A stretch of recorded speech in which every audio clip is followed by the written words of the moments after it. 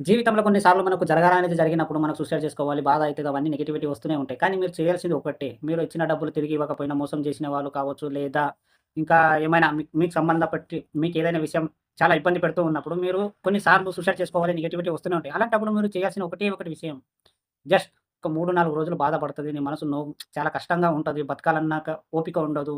So, మీకు చాలా అంటే చాలా బాధ అయితది. నేను సూసైడ్ చేసుకోవాలన్న ఆలోచన గూడా వస్తది ఒక్కోసారి. అప్పుడు మీరేం చేయాలి అంటే ఒక 3, 4 రోజులు జస్ట్ ఒక 4, 5 రోజులు మీరు దాన్ని ఖచ్చితంగా వస్తది. కంట్రోల్‌లో మీరు ఉండండి. ఎందుకంటే ఆ 4, 5 రోజులు కొంచెం హడావుడి, హడావుడి ఉంటది. ఆ 4, 5 రోజులు మీరు ఏదైతే కంట్రోల్ చేసుకుంటారో ఆ ఫస్ట్ రోజున ఏదైతే బాధ అయిందో మళ్ళా 4, 5 రోజుల తర్వాత ఆ బాధ అయితే ఉండదు. సో, దాన్ని మర్చిపోవాలి అన్నప్పుడు టైం మాత్రం ఖచ్చితంగా కావాలి. టైంని ఎంతైతే మీరు వేలిస్తారో అంత మీరు బాగుంటారు.